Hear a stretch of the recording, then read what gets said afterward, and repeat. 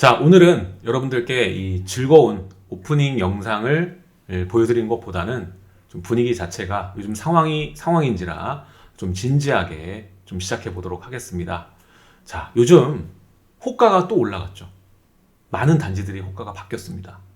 이 상황에 많은 실수요자들이 지금 가격에서 고민을 하고 있습니다.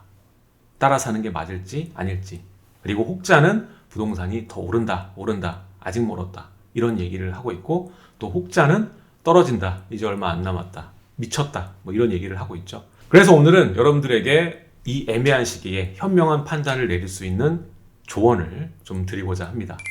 안녕하십니까 시청자 여러분, 직방TV 투자의 신 놀라운부동산 놀부입니다. 자, 요즘 10월과 11월 이 거래되는 양도 늘었지만 호가가 굉장히 많이 올라간 모습을 볼 수 있겠습니다. 그야말로 이 서울 수도권 이 아파트 가격이 점점 이 점입 가격의 시기로 넘어가는 때가 아닌가 싶습니다. 지금이라도 내가 사는 게 맞을 것인지, 아니면 좀 기다렸다가 조정이 되면 그때 사는 게 맞는지 헷갈리실 시기가 되고요. 매도 같은 경우에도 내가 지금 팔려고 내놨다가 보니까 거래가 된다 이겁니다. 근데 물건이 없습니다. 그러다 보니까 나 빼고 다른 물건 호가가 올라가. 그러면 당연히 걷어들일 수밖에 없겠죠. 그래서 지금 팔지 말고 어차피 더 오른다고 하니까 두었다가 나중에 팔까? 제 가격 받을까? 이런 생각이 드는 시기입니다. 그래서 매도 또한 굉장히 어렵다고 볼 수가 있겠죠. 따라서 지금이 어떻게 보면 과도기죠. 가격 과도기이기 때문에 가장 매수와 매도 결정이 어려운 시기다, 이렇게 볼 수가 있겠습니다. 자, 먼저 이런 상황이 왜 올 수밖에 없었는지 다시 한번 체크를 해보도록 하죠. 첫 번째, 규제가 계속되고 있죠. 이 규제로 인해서 공급이 제한되고 있는 상황이고, 앞으로도 이 공급이 늘어날 계기는 없어 보입니다. 특히나 내년부터는 장특공제도 축소되고, 또 2021년부터는 또 임대사업자 관련해서 거주주택도 좀 바뀌는 부분이 있기 때문에 앞으로도 추후적으로 이런 기간을 두고 규제가 들어가는 부분은 일정 기간이 지나면 팔 수가 없게 돼버립니다. 그래서 공급이 더 감소되는 상황이 이어질 수 있다라고 볼 수가 있겠고요. 두 번째, 이번 10월, 11월 장의 특징인데요. 보면은 청약 수요 실수요자들, 원래는 청약을 해야 맞는 건데 점수가 40점대, 뭐 30점대 이런 분들이 청약에 내가 가능성이 없다, 이거를 자각하고 그냥 기존 시장에 접근하는 수요가 좀 많았던 것 같습니다. 그래서 일전에 말씀드렸던 이 갭 메우기가 생각보다 좀 빨리 이루어지는 상황이라고 볼 수가 있고요. 지금 주요 입지를 중심으로 해서 구축이 어느 정도 거래가 된 모습을 볼 수 있습니다. 그래서 이번 10월, 11월 장 보면은 상당히 거래가 많이 늘어났고요. 자, 이들이 시장을 참여해서 지금 30대 수요자들, 40대 수요자들이 지금 기존 주택을 많이 샀다. 그리고 앞으로도 또 유념할 사항이 금리가 내려갔고, 또 내년도 이 상황이 많이 나아질 것 같지는 않죠. 저금리가 지속될 거라고 예상이 되기 때문에 이러한 유동성에 의해서 앞으로 선호입지에 대한 자본 쏠림 현상은 또 지속될 거라고 볼 수가 있겠습니다. 그래서 지금 이유들을 보면은 계속적으로 호가가 내려가거나 조정될 수 있는 계기가 보이지 않는 상황이죠. 추가로 우리가 유념해 봐야 될 부분은 뭐냐면요, 지금 매수 적기다라고 말씀드릴 수는 없습니다. 왜냐하면은 지금 현재 거주 가치로 볼 수 있는 전세 가격과의 격차가 심화되어 있고, 일부 단지들 보면 30%대로 주저앉은 단지들이 굉장히 많습니다.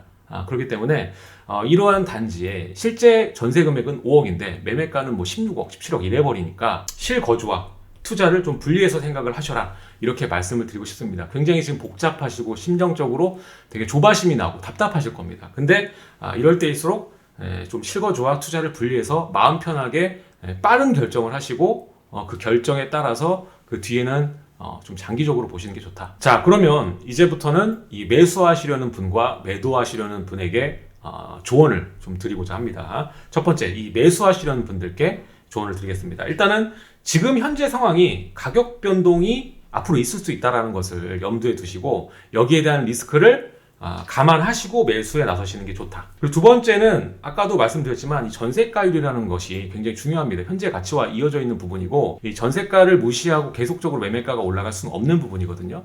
따라서 내년과 내후년에 이 전세가가 좀 따라오는 수준이나 이런 것들도 우리가 고려를 해주는 게 좋습니다.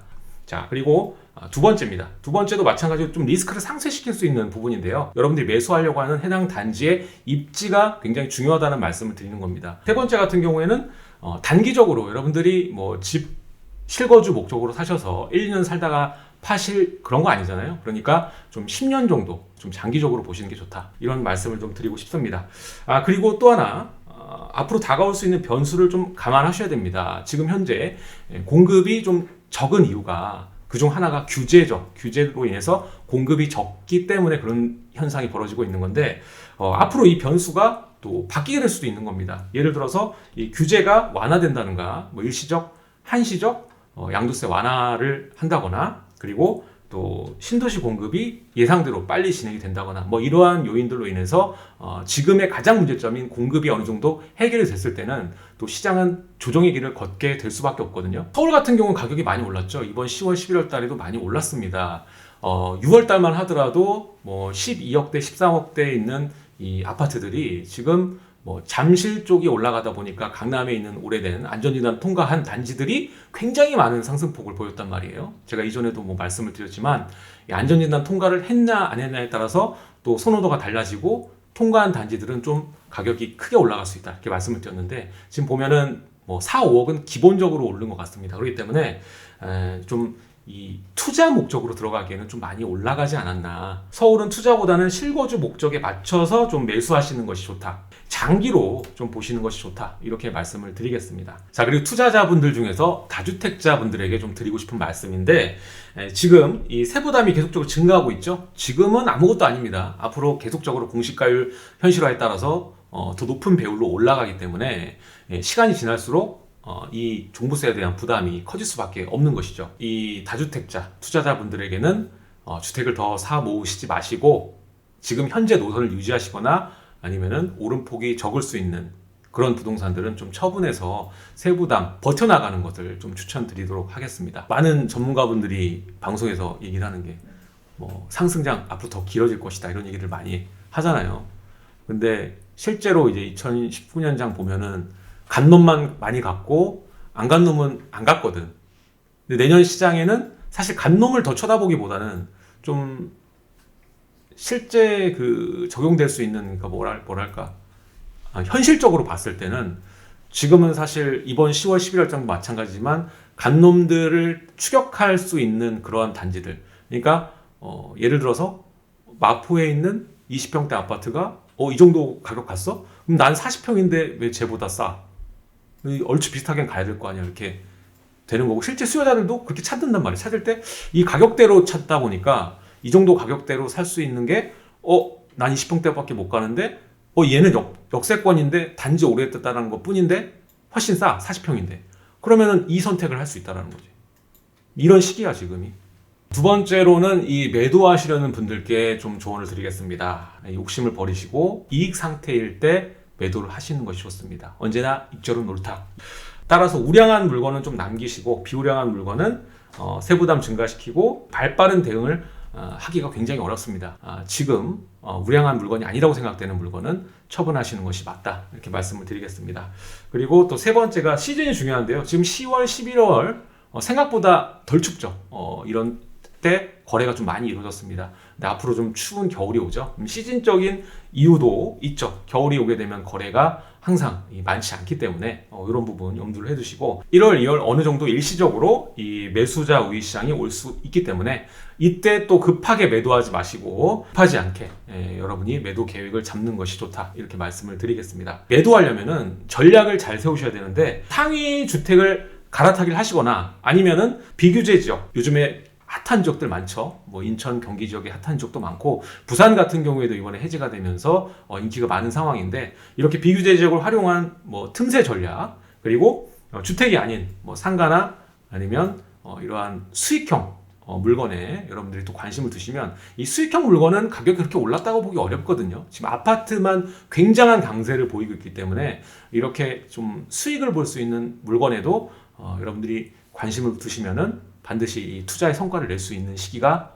지금이다. 정확한 목적을 가지시고 이렇게 목적을 가지고 있을 때 매도를 하셔야 됩니다. 지금 제가 여러 사람들 상담을 해보면은 아무런 생각도 없이 그냥 매도하고 나중에 양도세도 과다하게 무시고 하시는 분들이 많습니다. 팔고 나면 이 세금을 돌려받기 어렵습니다. 물을 수가 없다는 얘기예요. 그러니까 미리 여러분이 공부를 하시거나 우리 직방TV에도 이 제너시스 방님이 지금 절세 관련해서 여러 가지 영상들을 지금 계속적으로 선보이고 있죠. 그러니까 이런 영상들 찾아보시는 것도 좋은 방법이고, 제일 좋은 것은 팔려고 매도 전략을 세우시는 경우에는 반드시 세무사와 상의를 해가지고 돈이 좀 들어가더라도 세무사에게 반드시 물어보고 매도해라. 이게 마지막 조언입니다. 좀 무서운 얘기인데, 지금 가격이 올라서 미친 가격이라고 얘기를 하잖아.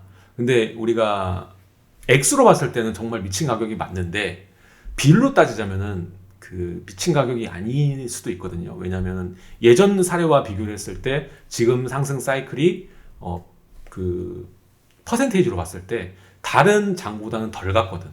아직 덜 갔어. 한참 더 가야 돼.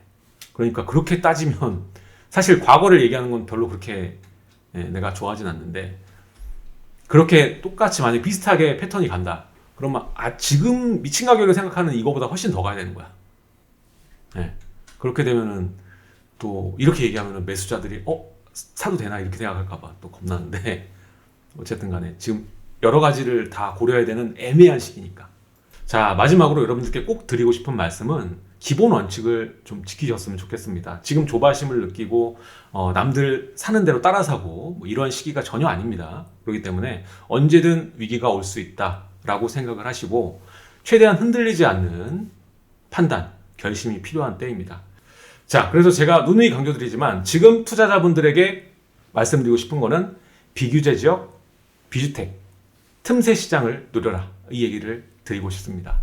자, 오늘 여기까지 매수하기, 매도하기 굉장히 이 애매한 시기에 어떻게 해야 될지 여러분들께 현실적인 조언을 드리는 시간을 가졌습니다. 앞으로도 여러분들께 알찬 정보 드리는 놀라운 부동산 놀부가 되겠습니다. 자, 여기까지 직방TV 투자의 신 놀라운 부동산 놀부였습니다. 좋아요와 구독하기 부탁드리도록 하겠습니다. 감사합니다.